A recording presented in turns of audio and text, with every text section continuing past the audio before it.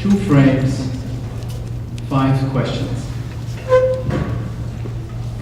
Det perfekte menneske, The Perfect Human, is a short 30-minute movie by Jordan Leff, produced in 1967. It depicts a man and a woman, both labeled the perfect human, in a detached manner, functioning in a white, boundless room, exploring good and evil, and notes on love, a sensible anthropological study, and deliciously charming and glamorous essay celebrating vanity, and from today's perspective, a remote, imploded, disengaged self-objectification of the human. A late modern cursor to an epoch we learn to treasure for its purity of intentions that delivered the liberating clarity of pure lines, but leaving the human curiosity decontextualized and reduced to a self-referential, highly stylized environment of a limited spectrum of cultural artifacts. Det perfekte menneske is perfectly cited at the dawn of 1968, the year that Paris ignited the transformations of cultural political values, de-stuffing academia across the world. SCI-Arc emerged as an offspring of that global flare. That global flare that set free and alive a new canvas for new thoughts and revised action. In 2003, some 35 years later, the same filmmaker, Jordan Leff, gets together with Lars von Trier to produce The Five Obstructions, a new movie designed in a 5-fold remake of the original 1968 version. It got to be different. And the 2 filmmakers challenged each other by introducing technical obstacles to generate a set of new filmic takes. Suggested and implemented limitations like remake the movie but with a limited number of 12 frames, limited to a dreadful location or no limitation, and the remake in a different film genre, and so forth. The white box we're seeing here becomes a decayed box in Cuba and a shanty town in Mumbai, a cartoon in disposed projection transposed into an entirely fictional context. At first they appeared technical challenges and engaged the disciplines and practice of filmmaking. But the second analysis suggests a new contextualization and invites the repositioning of the human heart to a broader and more pertinent context, creating a number of frictions and contradictions, ruptures and fissures, shifting the criteria of pursued perfection.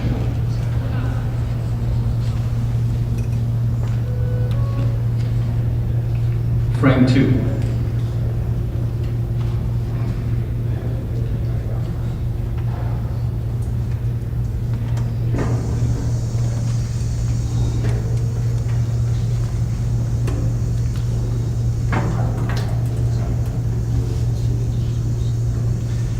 In Space Odyssey 2001, produced in 1968, at the height of the space and race between the USSR and the USA, is beyond a landmark science fiction classic and likely one of the best science fiction films.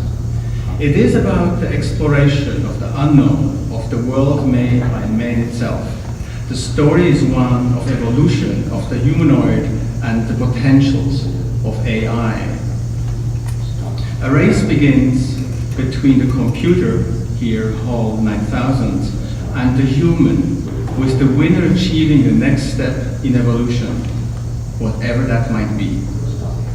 The race with computers and AI, with its humongous capacity and brain power, has not ended with the Space Odyssey in 2001, but is enduring its odyssey and taking new dimensions of a more intricate interplay in the arena of living worlds, increasingly multifaceted, like Mandelbrot's fractal geometry, and intermingles the who creates what. Now the 5 questions that tie those 2 frames and our topic for this evening. Question 1. At the intersection where frame 1 and 2 merge, the human self-obsession, disconnection, and singularity with the exploration of evolution, of the power of computing, an expanding matrix of interconnections. Is it here that Alain Badiou situates being an event, a rupture as described in the Odyssey and alluded in the ambition of the perfect human? What is the event and being that creates that rupture today? Question 2. How do we design the event space if we are in the midst of our current Odyssey? Moss calls it chasing the moving targets. In the Odyssey, there are geographical demarcations that have mutated to a new geography of fluid entities like in Tarkovsky's Solaris. So how do we orientate and navigate the world of Snout, Kevin and Harry with an even smarter whole 9000? Question 3. If the Odyssey provides us with an extended matrix of merging data worlds, data visualization, data perception with biological systems, why and to what end do we pursue the construction of such complex, alternative, synthetic counterworlds into an already functioning biological megasystem of seemingly endless interconnectivities and potentials? Are we chasing yet another perfect human? Question 4. In both frames, time has a linear representation. Not so with Stephen Hawking's. The when factor becomes a live convergence, an insistence in a time warp, an ontological construct suggesting an architecture that must incorporate time opposed to resisting it. And question 5. If the perfect human lives through extensions in mind and space, where does life form of delocalized human take place? Is it the world we design? And where is it? Tonight, we're welcoming David.Benjamin, with a lecture entitled The Proof. We are interested in the proof as a search for evidence, even if it remains inexplicable. David.Benjamin runs a practice entitled The Living, located in New York. David is also currently teaching a studio entitled Living Architecture Lab in New York at the Grad School for Architectural Planning and Preservation at Columbia. So please join me in welcoming Benjamin to SCI-Arc tonight.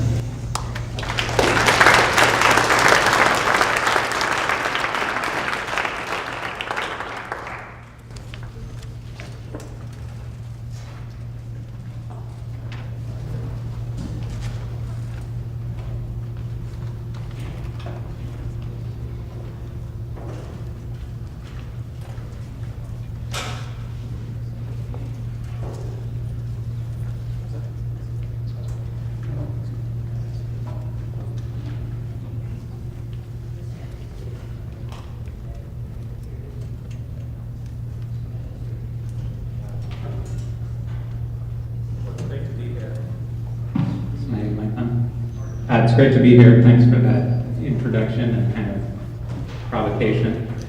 I probably will not answer all of those questions, but some of the issues are certainly familiar to me and my work, probably on my own terms, but those concepts, they're probably like in the air for us as architects right now.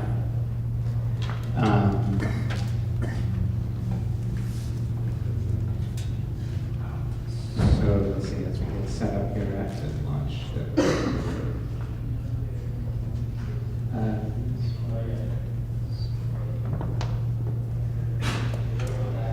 But it's great to be here at SCI-Arc. It's great to be in LA. I used to live not far from here, so I feel kind of at home here. Although I still don't know what to make of this heat wave and the idea that the temperature sensor, the thermometer in downtown LA broke, and it was difficult to repair it. I was just hearing that someone had to drive 5 miles like over some mountain or something to get here and repair the sensor. I'm mentioning that because part of my work and my architectural research involves sensors and a world that's sometimes called, referred to as a situation called ubiquitous computing, meaning basically that sensors and computers themselves are getting smaller and smaller, more and more networked, more and more embedded into everyday objects, and literally disappearing into the woodwork of our buildings, of our architecture. So what then do we make of that? And I'll just add that kind of in the context of proof, and I like that definition of proof we just heard, proof as a search for evidence, and in the context of this balance of synthetic and biological, in the context of data and computation, what do we do? How do we make sense of the world? How do we make sense of architecture?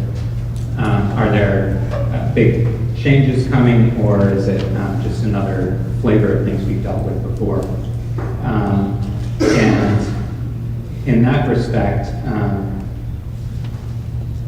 I will kind of introduce the gist of my presentation tonight by describing it as a presentation about a kind of architectural R&D,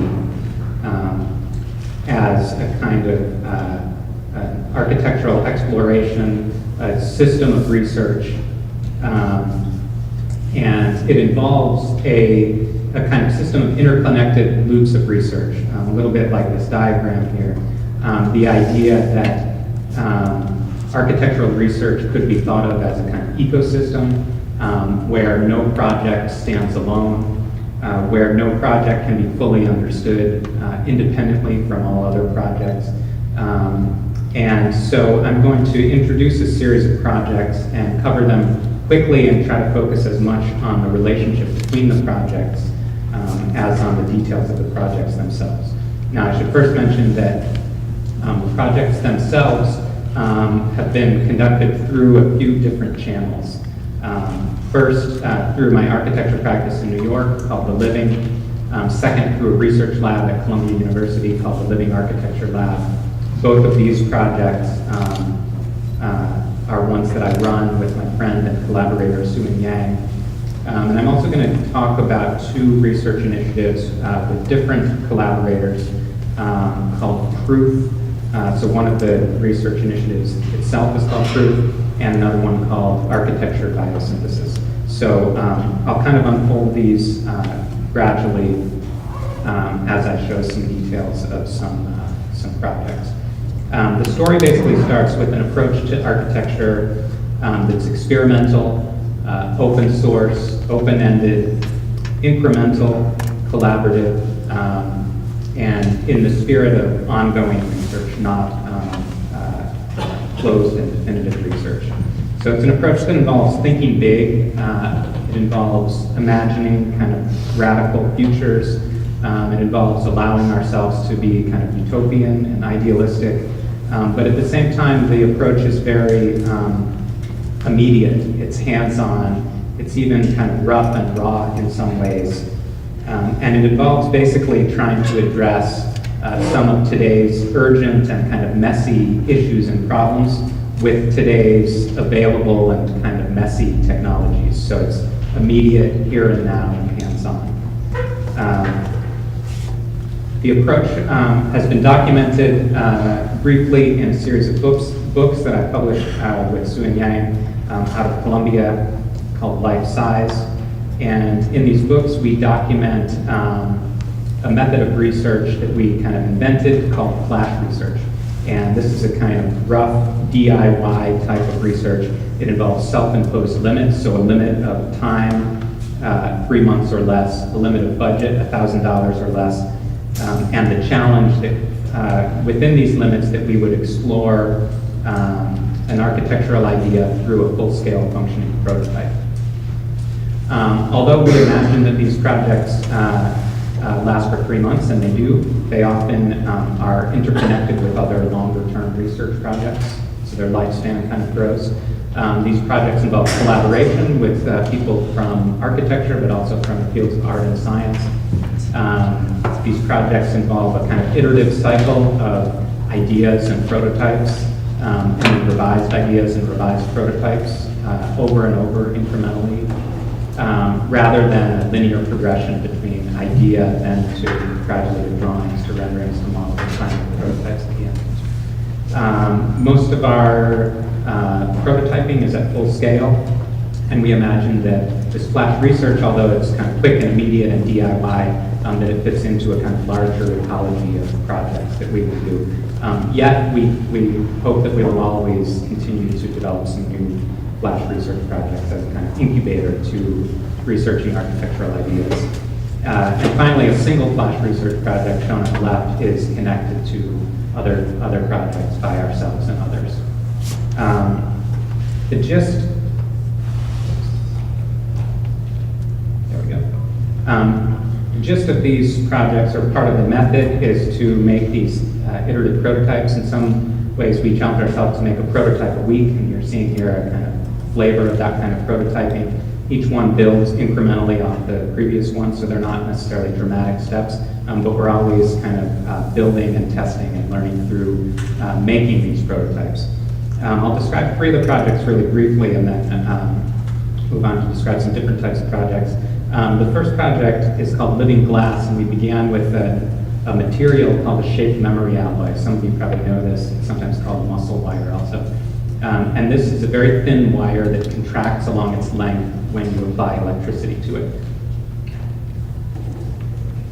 And starting with that material and conducting a series of different experiments with it, making different prototypes, we eventually built this, which you see here, which is a thin, transparent membrane with gills that open and close in response to carbon dioxide or potentially other sensors. So it's potentially a substitute for glass. You breathe into it, and it breathes back at you, as you can kind of see here. And it basically allows us to think about this as a potential building envelope that does 2 things. It regulates airflow, and it makes visible the invisible, conditions in our environment that are not immediately visible, but that you might be able to see through movement, thinking about movement as information. A second project called River Glow began with an exploration of energy and the idea that maybe we could make some type of architectural element that itself was energy self-sufficient. Again, we started exploring materials, different kinds of sensors, these thin film photovoltaic panels we can see down here, some kind of lighting elements. And this project developed into what we consider a real-time interface for water quality. So you see here a prototype unit for what we imagine to be a network of units in the future, but it's a full-scale functioning prototype here that we imagine eventually could make a cloud of light above the surface of a river that changes color according to the conditions of the water below.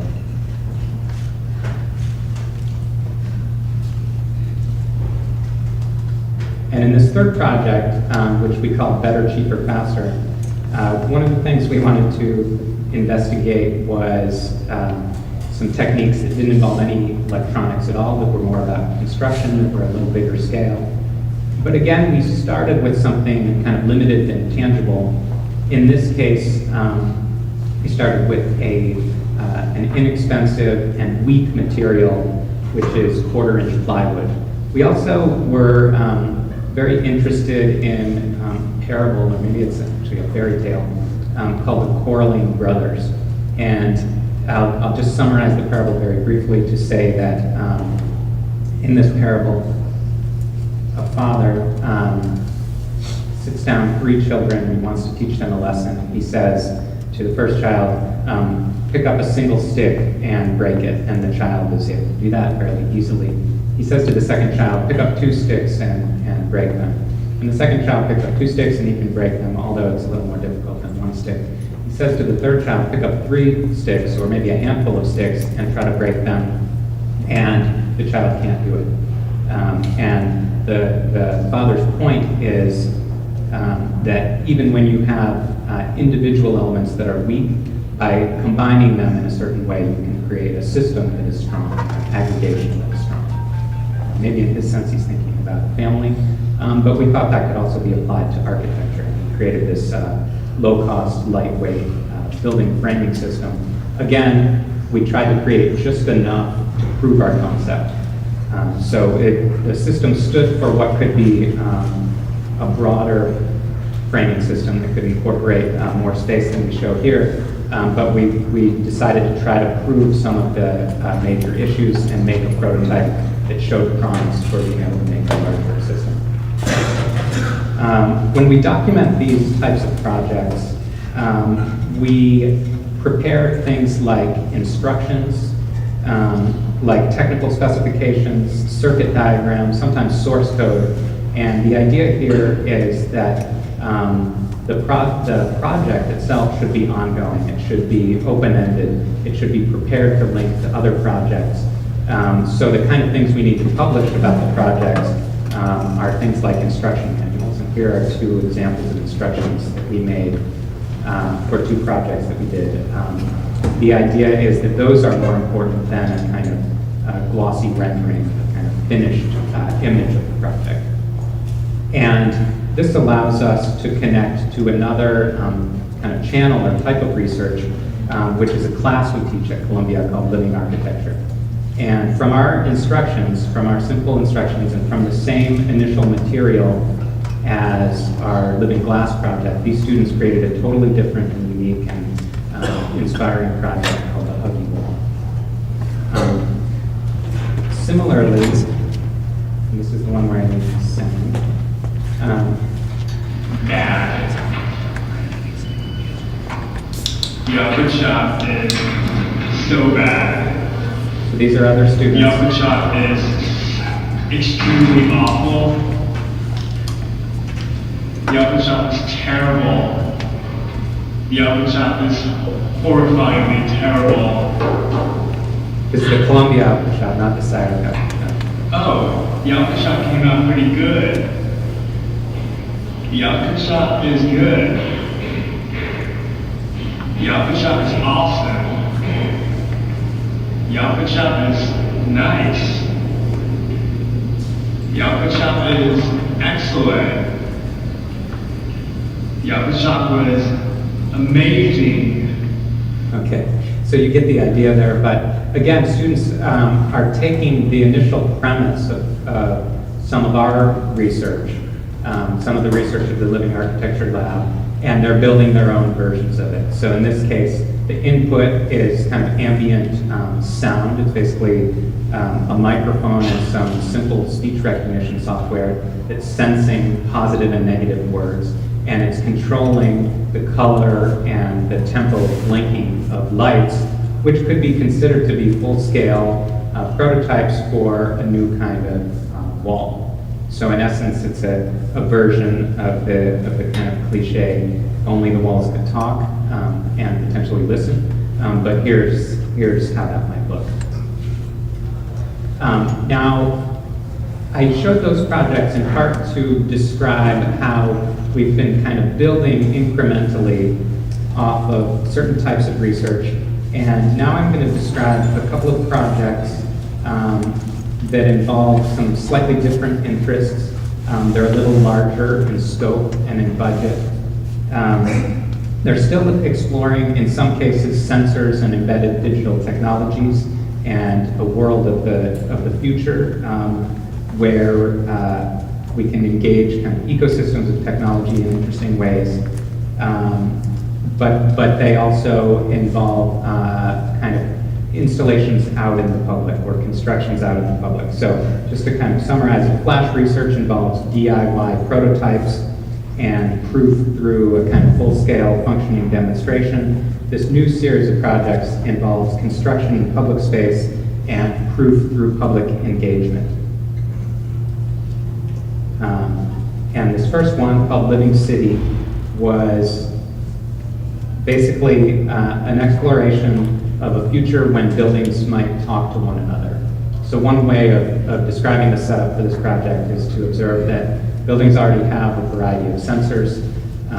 As everyone knows, there are simple sensors like thermostats or the broken thermometer in downtown LA, but there are also, slightly more sophisticated sensors like burglar alarms. They're networked sensors. Sensors are becoming cheaper and more available, so buildings are developing more and more sophisticated systems for sensors. But it's interesting to note that as sophisticated as these systems have become so far, in general, buildings stand alone, and sometimes small parts of buildings stand alone. So we thought, what if we could create a platform for buildings to share their sensor data with other buildings?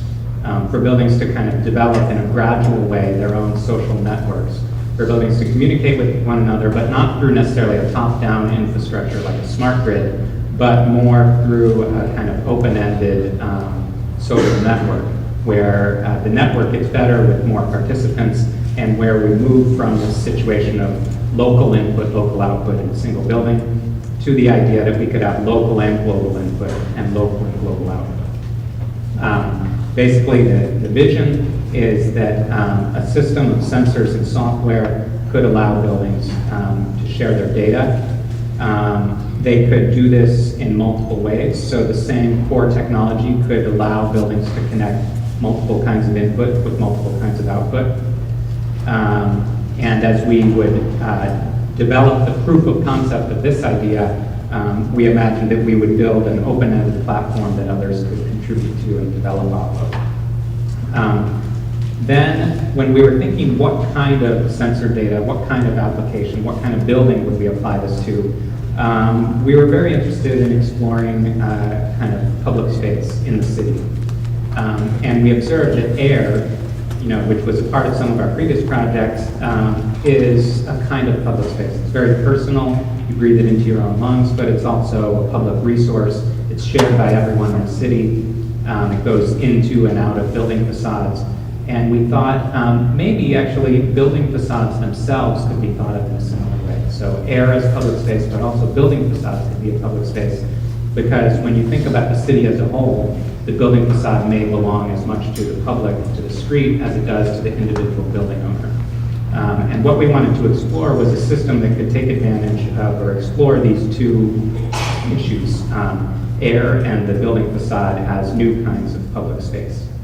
It would create a kind of ecology of building facades where within the facade itself you could have a location for sensors, for kind of wireless network communication, for data processing, and then for output, for some kind of responsiveness and maybe some display. So with that as the vision, what exactly did we do? Well, we decided, as usual, to create just enough of the project to kind of show our ideas. And so we developed a system of sensor nodes, which you saw there on the left, some custom software for processing the data, both locally and from other sources. And then we used and kind of built off of, in this ecology kind of way, an output from a previous Flash research project. So you'll recognize this. This is the living glass prototype, but in a kind of larger and more network way, responding not just to a local sensor, but potentially to a whole network of sensors. So more specifically, we basically built custom air quality sensors. We started with kind of inexpensive off-the-shelf sensors for different kinds of important air quality, in this case carbon monoxide and nitrogen dioxide. We built a kind of hacked together a sensor circuit board in order to be able to process that data. We combined it with some wireless networking capability and some simple off-the-shelf rechargeable batteries to make sensor nodes that could sense air quality and then send the data that they were sensing wirelessly to a kind of home base. A different type of node could be larger, to have a bigger battery and last for potentially months on end without recharging. And then we basically took these sensor nodes and deployed them into small networks. So what you see here, it's a little bit difficult to see, but I'll raise the hand here. These are 3 of our sensors on the facade of the Empire State Building in New York City, collecting air quality data from both the exterior of the building and the interior of the building. Here's a view from the sensors perspective. And they sent the data to a simple laptop inside the building. The laptop is running some software to process that data, and then some software to send that data to the internet and therefore make it available to other buildings. As the first example installation, we had one sensor network on the Empire State Building, one on a different building in kind of Midtown, or I guess Chelsea, in Manhattan. Here are the sensors on that building. And they basically shared their data with one another. We gradually expanded the network to a few other buildings, and in essence created a network, starting small, but of buildings that were sharing their sensor data with one another, and therefore could control the output. So again, a simple proof of concept of what this output could be. We created a simple circuit board that had just a series of on-off switches labeled here in Sharpie. We connected that to different panels, a kind of aggregation of panels from living glass, so these thin, transparent, breathing building panels. We put them together into a kind of mock-up like this, and we created a kind of prototype facade. It was, at this point, a kind of interior installation, but the idea was that it was a step on the way to making this kind of responsive building facade an exterior building facade that would breathe, as you see here, in response to data. In this case, one of the facades is responding to local data and one to remote data, and they're able to be triggered independently based on data.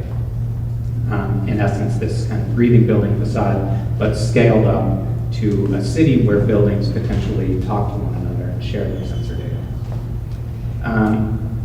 We developed this idea of exploring air quality in another project, but a totally different setting. So this time, we were working in Seoul, Korea, on a project called Living Light. But again, and you'll see I'm trying to draw a thread between different projects here, not a linear progression, but a way in which some of the ideas from each project start to overlap with and intersect with new projects. And each project is built to be kind of open-ended. So here we were thinking, this ecosystem of air obviously affects the whole world. Air flows around the planet. These are just 2 maps of airflow, around the globe. And like we observed before, air doesn't observe cultural or national boundaries. Air quality is a big issue in a lot of cities. I know it is in LA, and same thing in Seoul. The air quality can be radically different from one day to the next. So this is the same perspective, but on different days of air quality in Seoul. And the city is very aware of this problem and doing some actually really interesting things already to address it. They already have a couple of different ways of visualizing real-time air quality. On the left is a digital billboard that's hanging above the street here, and it's displaying the real-time air contamination of a feature called PM10, which is particularly harmful to humans when it gets stuck in their lungs. And there are also a couple of websites that display air quality by neighborhoods. So you see here, this is a map of Seoul with a bunch of high-quality sensor stations, and it's displaying what the air quality is. Seoul, some of you probably know this, also has a series of different digital building facades, more and more, that basically change color and intensity of light according to different factors. So we thought maybe we could combine these two things that Seoul already has, this awareness of air quality and this broadcast of air quality, and also this kind of feature within the city of these dynamic LED building facades. And we wanted to put them together in a small scale kind of prototype way in a pavilion for a public park in the city right next to the World Cup soccer stadium. So how did we do this? We started with a map of Seoul, which you see here. We located 27 existing sensors and made arrangements to be able to use the data from those sensors in the city. So the Ministry of Environment in Seoul already keeps a record of air quality in real time, and we got access to that. Then we redrew the neighborhood boundaries through an algorithm, this is probably familiar to some of you, which basically takes every point and draws a polygon around that point so that the polygon encloses the space, or in our case, the air nearest to that dot, in our case, nearest to that sensor station. So we redrew the map of Seoul. We bent this map into a kind of arching canopy, and then we decided we needed to build a system to suspend this canopy up in the air to be a public space in the city. And we did this by a system of creating various permutations of branching columns. So you see here one cell of the map with a variety of configurations shown in red here of different ways to support it. When considering all of the different permutations of how to make branching columns for this canopy, you would get something like this, where every dashed line could be turned on or off. There are literally billions of permutations, even with a kind of simple problem like this. And so we used a system that we kind of invented in order to explore what kinds of configurations would be best in order to create the branches to support this canopy. And here you see just a snapshot of an automated computer process that's sifting through 25,000 possible designs of structural supports for our system that basically have the best structural performance with the least amount of material, where the amount of material is red. It's a little difficult to see here, but we did some deeper analysis of some of the high-performing results that our search algorithm told us were best.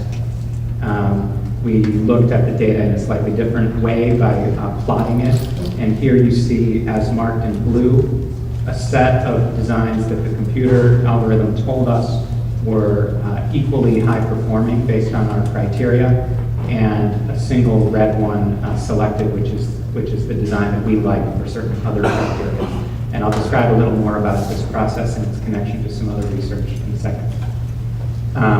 Because we were designing this thing in New York, but knew we needed to construct it very quickly on site in Seoul, it was helpful that we started with a kind of wireframe in the computer, and we developed some of the detailing in the computer, and we were able to translate it in a fairly straightforward way to the construction of the building.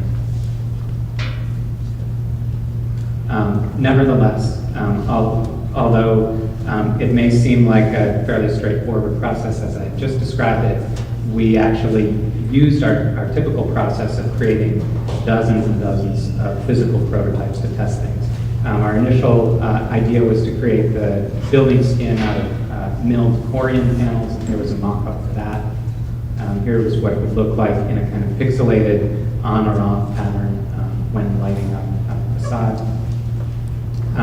Then we moved to a different type of building skin, which in this case is a thin sheet of acrylic that's lit by a single LED bar on the edge, but where the piece of acrylic has been milled in the outline of the roads of the city, it glows.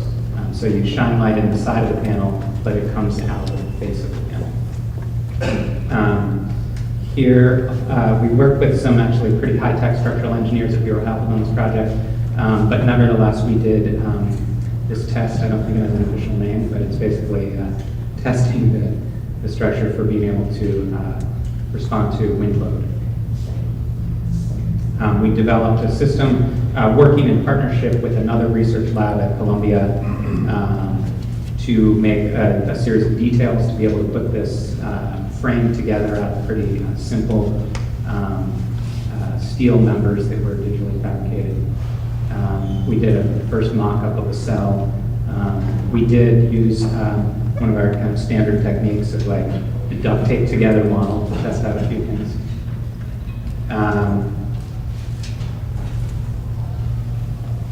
We worked in a smaller kind of model scale when it seemed helpful. So here we're experimenting with an interface to the data in a scaled down version of the model.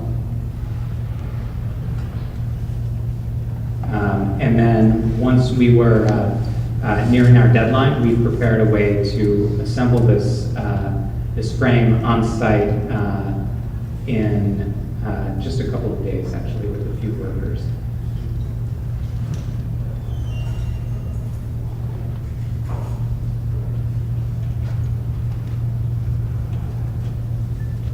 Okay, so what exactly did we make? Well, it was a building facade that we imagined as a kind of interactive facade for some possibilities in the future with some functionality now. So it's a facade that glows and blinks according to both data about air quality and public interest in the environment.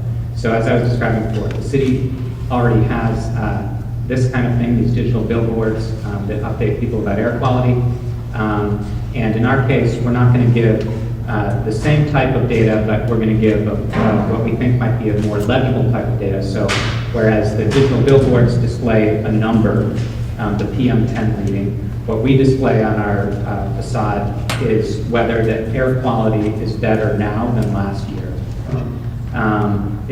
It displays, the building facade displays real-time air quality. So here, it's illuminating the panels in order of best for current air quality to worst. So the panels that go on first have the best current air quality. Panels that go on last have the worst air quality. At the same time, when it's in after it does this mode, which is a kind of quick showtime mode of what the air quality is in the city. Remember again, this is a map of the city. It illuminates just the panels who have better air quality now than last year.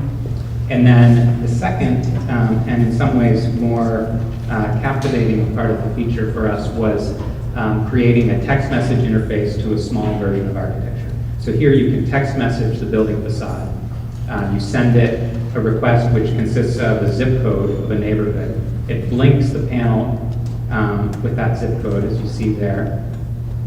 And then it sends you back a text message with the air quality about that zip code.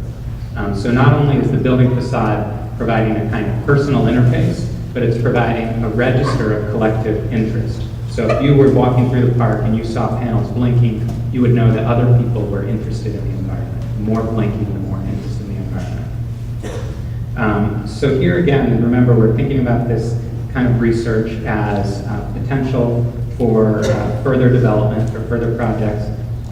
We've created something in public space that provides a kind of tactile enclosure within a public park, suggests a new type of public space, and a type of architecture prototype or a small pavilion that you can communicate with and interact with in other creative ways that we wouldn't have guessed.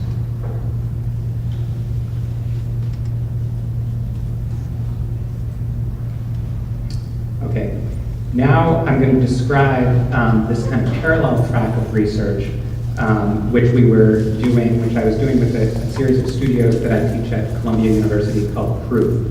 And this type of research was very related to this, this building project that we were doing in Korea, but it had some very different qualities. So basically, here I'm going to describe how we use in this architecture studio, an advanced option studio at Columbia, testing as a design methodology.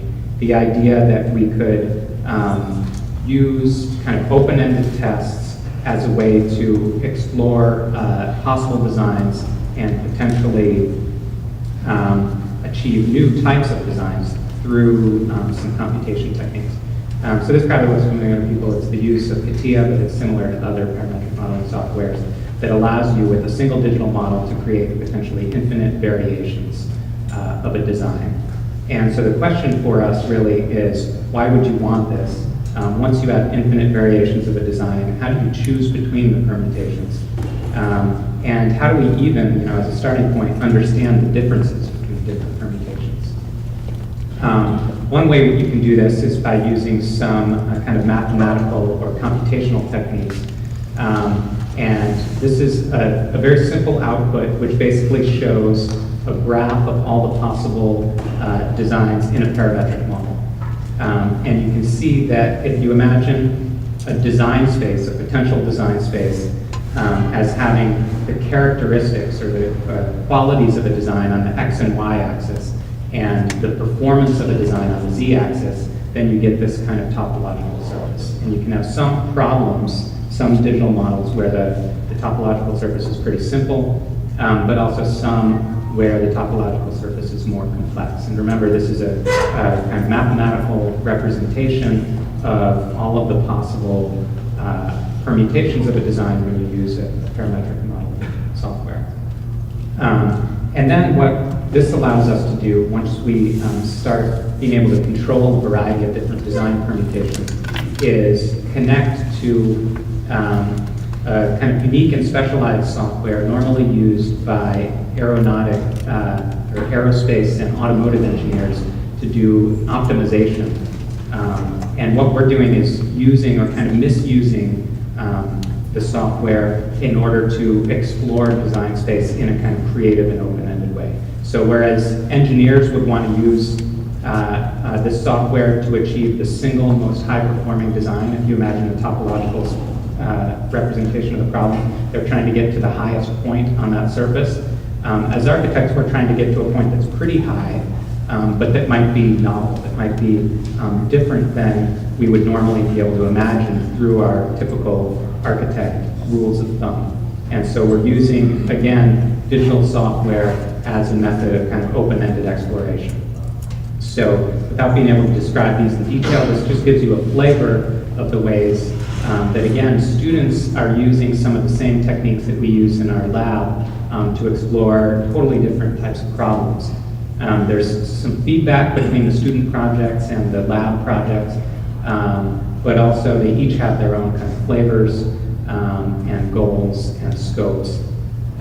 And so you can see here that this is a sense of the way the students explored using the same tools that I showed before of creating the branching columns for our pavilion, but they're using the software in really kind of creative, open-ended ways to explore things like urban planning, like the measurement of airflow or water flow around a building, like the best aesthetics for a building, because if you can start to quantify and count something, then you can measure it, then you can find the performance of the best designs using a trade-off algorithm. And you can start to understand designs by their form, which you saw there, a series of kind of forms of possible buildings, but you can also understand them numerically. And again, we're not aiming to be the best statisticians in the world, but these kind of off-the-shelf tools with a few hacks that we made through our research at the school allow us some tools to be able to analyze different designs in different ways. So you can imagine this is a student who plotted his designs based on 5 different qualities that he liked out of his design, and this is a visualization of how each design permutation performs. More or less, the more red area, the better, but you can see that some are kind of lopsided and some are more symmetrical, and this is a way for him to use computation and scripting, not simply for formal exploration, although partly for formal exploration, not simply for building performance, which a lot of engineers are already doing and architects working with them on that. So not simply those two things, but as a kind of creative tool, as a way to explore and search for novel types of designs. So if that was a method that we used as kind of digital testing, we also use it in conjunction with some physical testing. And here I'm showing a quick overview of how we use a wind tunnel to again test different permutations of a building design. So we're making kind of prototypes, mock-ups of buildings. We're using digital fabrication, like laser cutters, 3D printers, but not just to see what the form is like, but to study the performance of these designs under very specific conditions. So the idea is basically, as I kind of tried to frame it, that we're using testing as a new design methodology. We're using automated testing and kind of evolutionary computation, genetic algorithms, to search through tens of thousands of possible designs, search a very wide design space. And then we're using physical testing to search through just a handful of designs that we want to study much more closely and in more detail and in conditions that could be difficult to model in the computer. So while we were kind of developing those techniques at the school and using them a little bit in a building project out in public space, we were also exploring a kind of parallel project that had nothing to do with optimization, but that did have some tie-ins to the idea of a building facade that displays something to the city, to the public.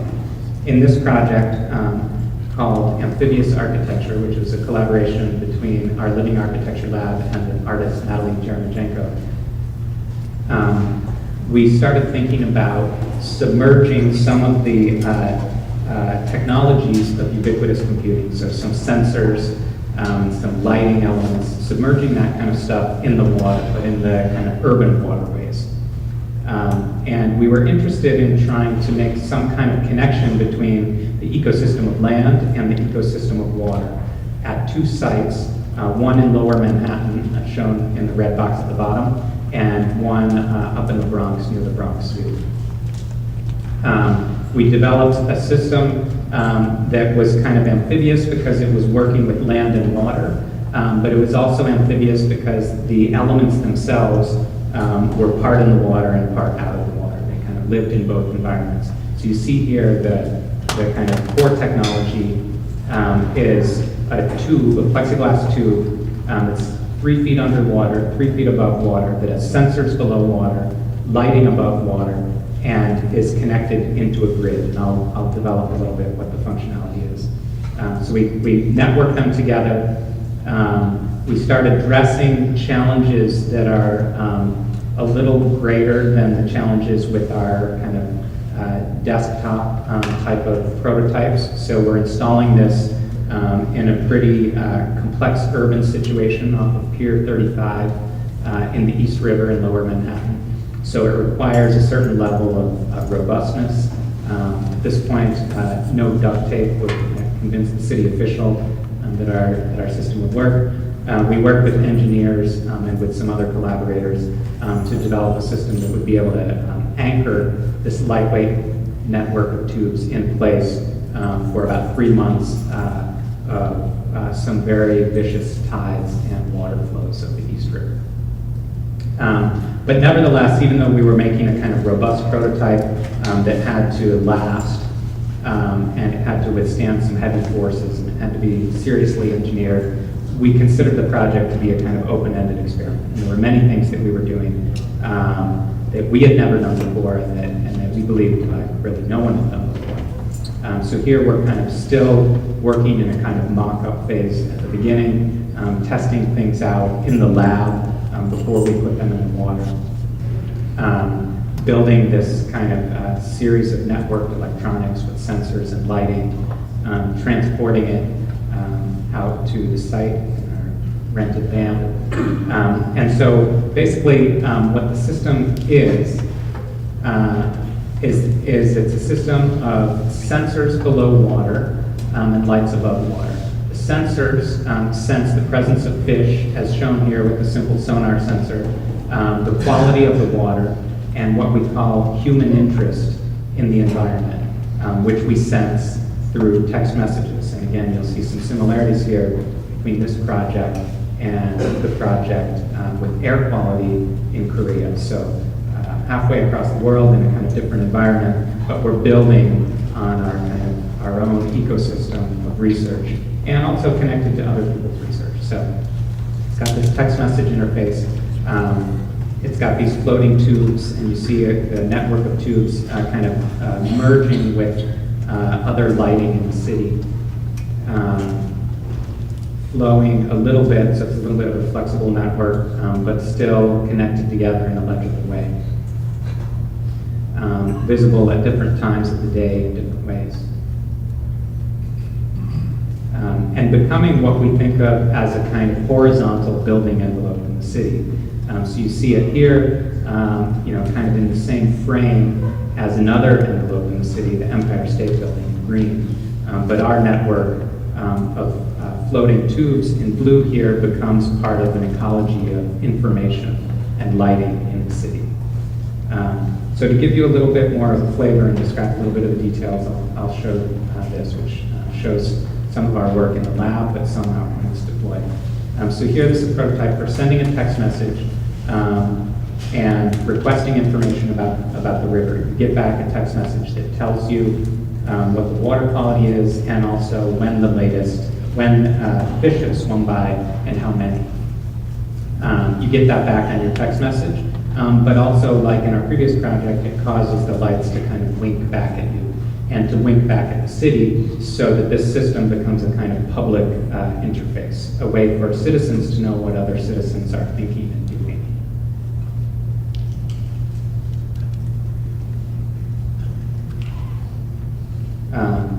So that's one of the ways the system works. The other way is that the lights themselves change color according to the water quality. We're measuring water quality by dissolved oxygen. And here you see that the lights, as this kind of simple interface on the surface of the water, display two things. One, the quality of the water based on whether the lights are red or blue, but it also shows the kind of ebb and flow of the water itself, so the hydrodynamic forces. So again, we're thinking with this simple prototype element, what could we suggest about public space, about experimentation in the city, and about a kind of collective awareness and communication about important urban and environmental issues. Right as that project was completing, we were asked to do a very quick project for the Shenzhen and Hong Kong Biennale. And so one thing that the city of Shenzhen has a lot of is street food, and this great culture of dai-pai-dongs, which are street food vendors. And the city also has this incredible economy of manufacturing electronics. So many of the LEDs that we had been experimenting with for years actually were probably manufactured in Shenzhen. So was your iPhone probably. And we thought, how could we combine those two in a quick and immediate way for a temporary exhibition? Our idea was to literally combine them, to embed scrolling LED messages in the bottom of soup bowls that would be used in the street food vendors. So I'll show you how this works.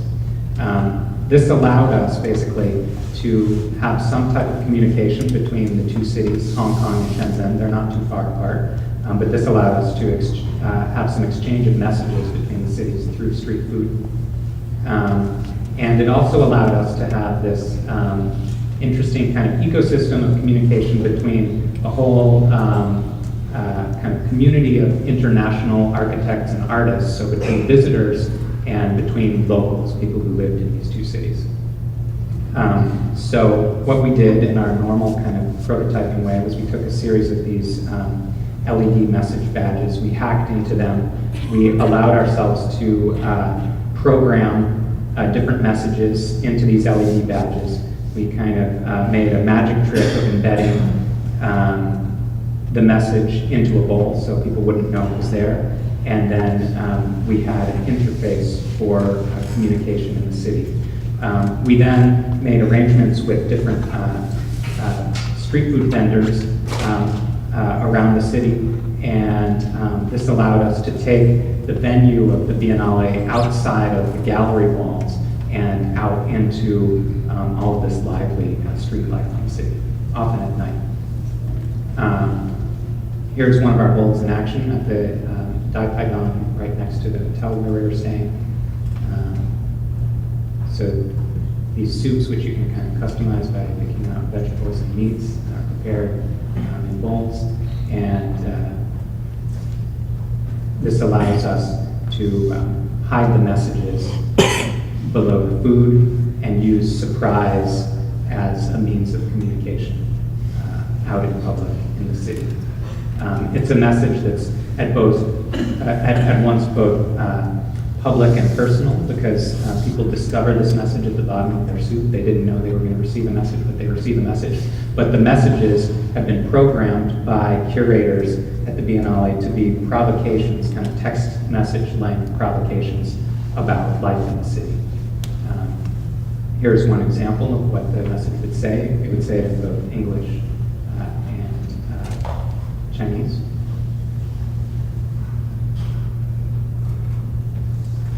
Another message.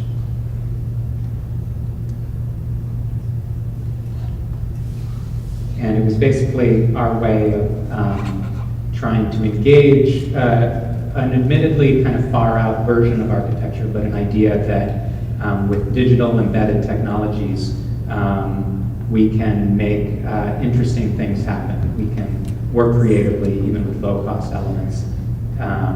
We can kind of rearrange elements and technologies in new ways, even if the elements already exist, and hopefully kind of provoke some awareness and thinking and stopping and looking and imagining life in the city.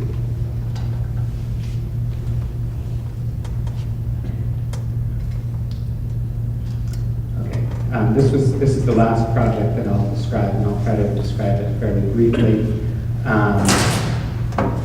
But this was a way for us to think if the exploration with the soup bowls and also the exploration of these digital facades in the city, on land and on water, is one way of registering kind of information. We wanted to explore a way to engage all of that communication and public perception in a more unpredictable ecosystem. So this project we developed for a new digital arts museum in the city of Incheon outside of Seoul, Korea.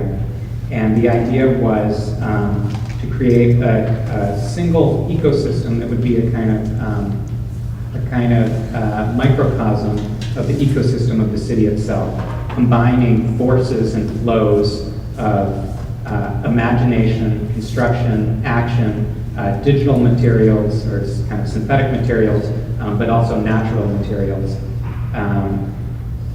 And again, the question was, how can we do this? How can we start prototyping with this? How can we develop a kind of physical constructed version of this? And one thing that we had always been very interested in was this effect, which you may have seen before or experienced yourself, which is the effect of honey dripping off of a spoon into a pot of honey, and creating this really interesting effect shown here in slow motion. So it's sometimes called the liquid rope coil effect, and it basically means that any type of viscous liquid, when dripped, will form interesting patterns based on the physical properties of the material itself. And what we realized was that a viscous material like silicone dropped onto a conveyor belt or a rotating plate could make a series of different patterns when the plate was rotated at different speeds. So you see it can make a simple line if the plate is rotating pretty fast. It can start to make this zigzagging shape if the plate is rotating a little slower.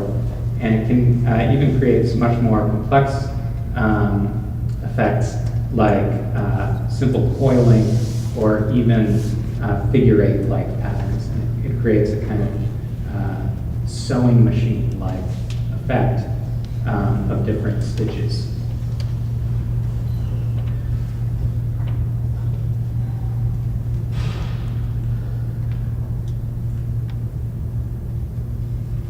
So we wanted to build something with that, and we wanted to also combine some kind of natural material with this synthetic material of the plastic, the kind of dripping plastic.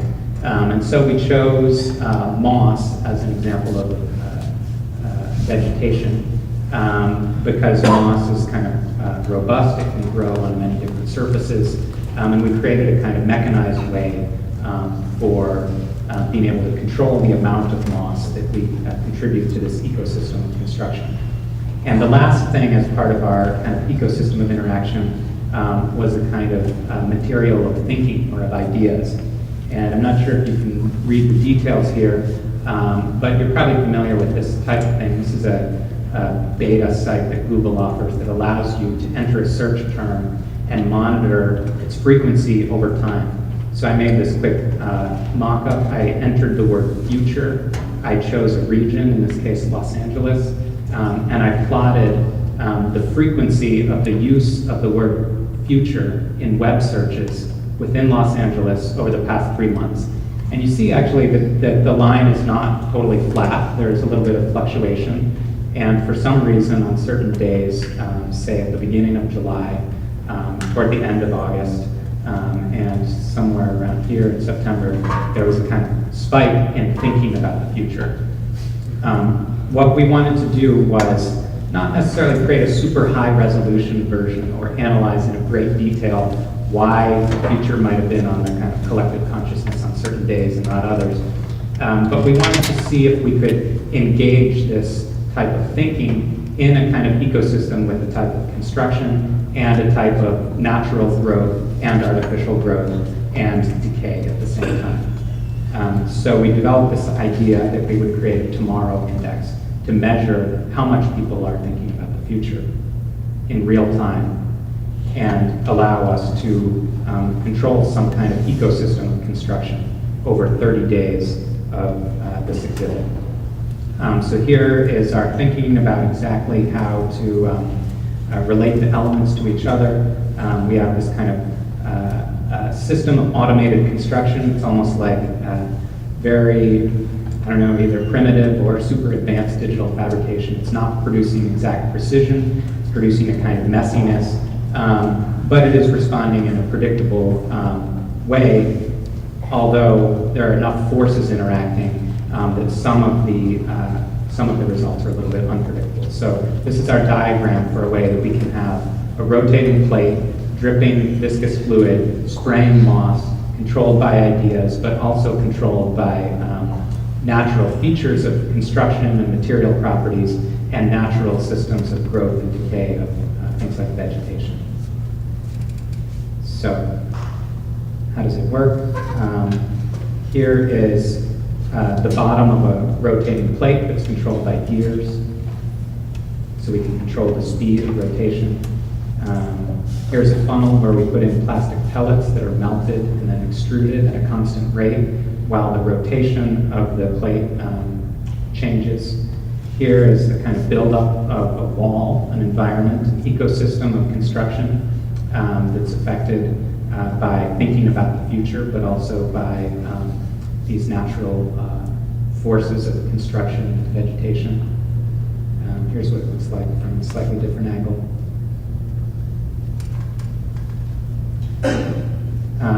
And this allowed us to produce what in some ways was an interesting and kind of appealing type of wall, again, which could be considered a prototype for fabrication of a wall on a much larger scale. So again, we're working in the prototype scale, but imagining the expansion to larger scales. It's got this kind of strange, mesmerizing effect. It's certainly, the forces that are controlling this are somewhat predictable and known, but they're also calibrated to be affected by other things like wind speed, like slight variations in the previous layer of construction. And although we were a little bit compelled by that vision of this delicate threading of a wall building up, which had a little bit of porosity, but was kind of solid, We were also strangely happy to see that the system got a little messy and complex, and that it wasn't totally controllable, and that we started to get an effect, which you'll see in a moment, of forces of growth and decay kind of invading the perfection of the wall. And so this is by about day 14 of the 30 days. We're just nearing the final day of the exhibit now. And we see that what was at first this great triumph of construction over vegetation, this perfect thinking about the future, which builds a wide wall rather than a narrow wall, had its balance tipped a little bit. And the system starts to go a little bit out of control and become less predictable, but in a way become a more interesting register.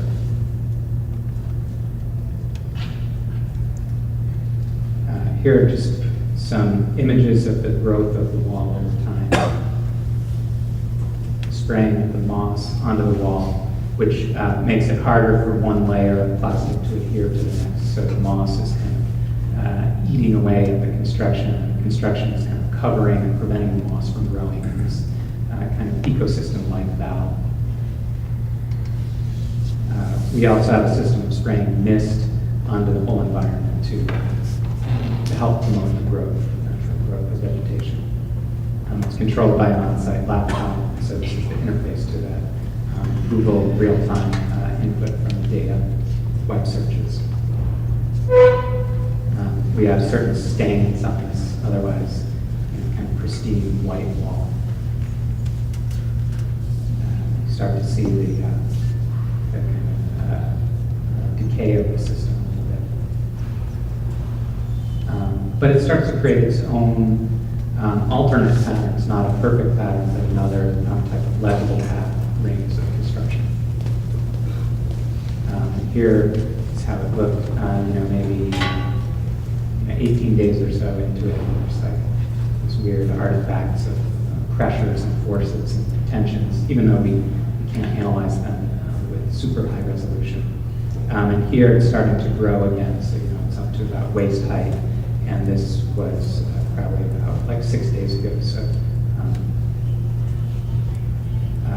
So the system has kind of taken on a new stability after that moment of instability.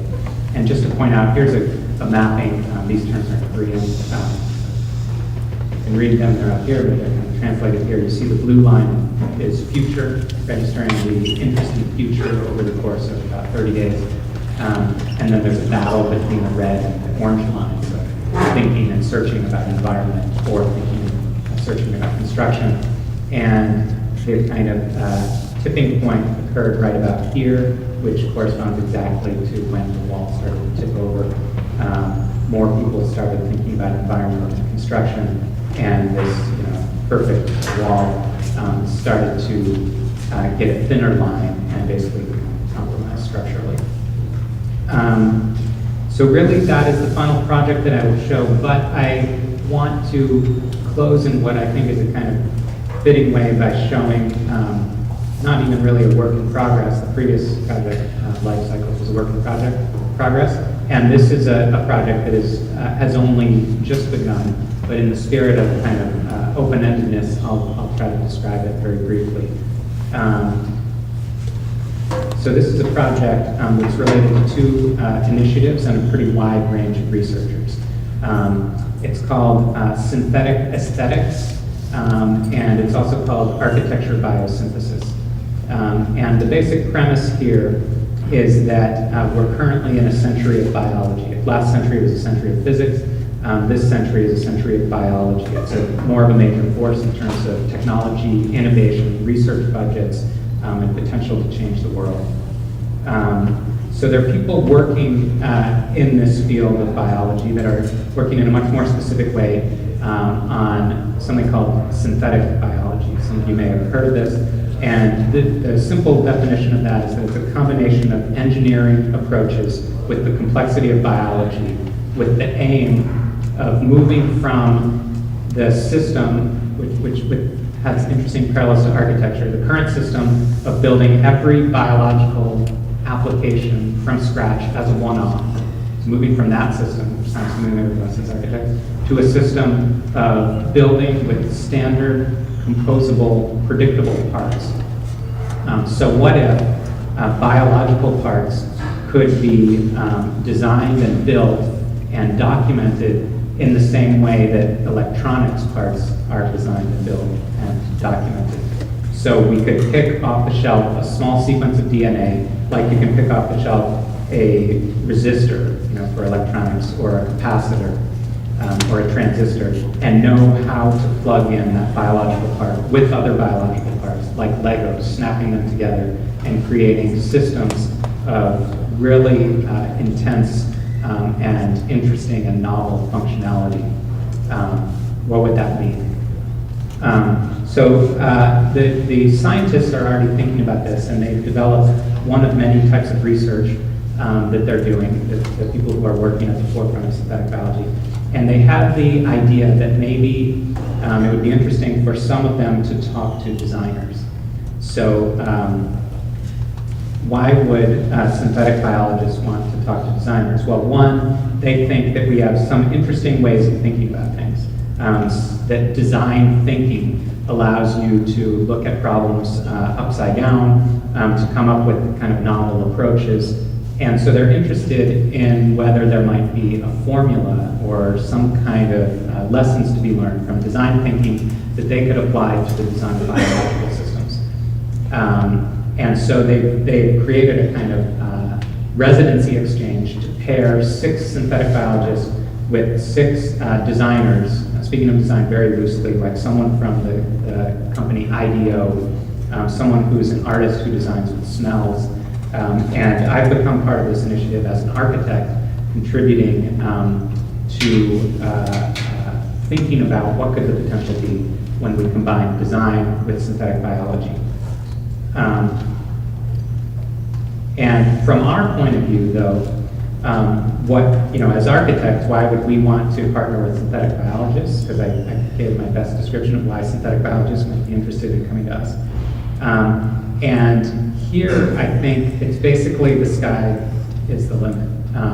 So if the idea is that architecture, especially at an experimental architecture school like SCI-Arc or like Columbia, is very interested in how new technologies can influence buildings and new definitions of architecture, then biological technologies, which stand to be the greatest and most frequent kind of transformations in our society in the next 100 years, biological technologies can and will change architecture in huge ways. So this could be anything from programming a seed to grow into a building eventually. So literally manipulating the DNA of, say, an acorn so that it grows in a predictable way in order to branch and differentiate and wrap in a way that would start to provide shelter. So that's kind of the long-term, maybe utopian vision. But other potential applications that people are working on now and that could have huge implications for architecture are programming bacteria to eat our construction waste. So bacteria already decompose systems, but what if we could tweak a few of the genes in existing bacteria so that they could eat our construction waste or our cell phone waste and electronics waste? What if we could engineer new types of building materials, for example, concrete that is able to be produced without carbon emissions. So you know that concrete is a big part of carbon emissions in the whole building industry. What if we could tweak a few of the ingredients, add some bacteria or yeast, specialized high-performance bacteria or yeast to the process of making concrete to radically change its impact on the built environment. This is a project that's just at the beginning. It involves a very wide pool of researchers, a kind of whole field of science. In some ways, it's much more high-tech and advanced and robust than any of the digital technologies I've used as an architect, or sensors, or digital fabrication. But it shares an emphasis that I'd kind of like to close on of exploring new problems in a very open-ended way, trying to think of design space as very broad, very complex, with a lot of room for creativity and innovation, trying to experiment with these technologies in a hands-on way, trying to offer results from experiments in ways that others can build off of them, and basically seeing proof as an open-ended kind of experimental process. The idea that proof could be investigation, and it could be exploration, and it could be in the kind of definition of like proof pages, you know, if you're making books, so mock-ups and proof of concept rather than a closed statement of